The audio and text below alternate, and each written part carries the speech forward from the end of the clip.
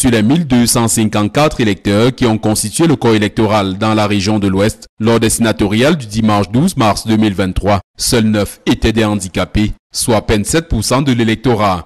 Une triste réalité qui n'a pas échappé à ce défenseur des droits des personnes handicapées. Nous étions à l'observation des élections sénatoriales et moi, j'ai observé la faible participation des personnes handicapées. Pour lui, cette faible proportion contribue à renforcer le sentiment de marginalisation qui habite cette frange de la population. Les personnes handicapées ne sont plus les Camerounais à part, mais plutôt des Camerounais à part entière. Bien que réduite, la présence des handicapés parmi les grands électeurs est déjà une avancée non négligeable selon ce cadre d'Elections Cameroun. Je pense que c'est déjà une avancée et il reviendra donc aux partis politiques lors des élections à venir de pouvoir insérer parmi les potentiels candidats à l'élection des députés, à l'élection des conseillers municipaux, à l'élection des sénateurs, des personnes, de leurs militants vivant avec handicap et capables de faire le travail. Abdoulaye Bobo est tout de même conscient que des efforts doivent être faits aussi bien par les partis politiques que des acteurs de la société civile. Non, Elecam ne peut pas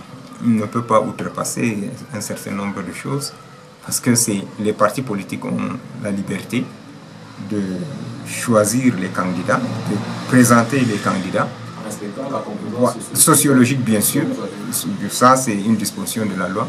Et Elections Cameroun examine donc ces candidatures et si elles sont conformes aux dispositions de la loi, la procédure suit son cours. Qu'en est-il du rôle d'Elecam pour faire respecter les droits des personnes handicapées? Il n'y a aucune disposition, aucune orientation du code électoral exigeant dans les candidatures des personnes vivant avec handicap. Pourtant, l'article 25 du Pacte international relatif aux droits civils et politiques souligne en son point B que tout citoyen a le droit et la possibilité, sans aucune discrimination et sans restriction, de voter et d'être élu au cours d'élections périodiques honnêtes, au suffrage universel et égal au scrutin secret, assurant l'expression libre de la volonté des électeurs.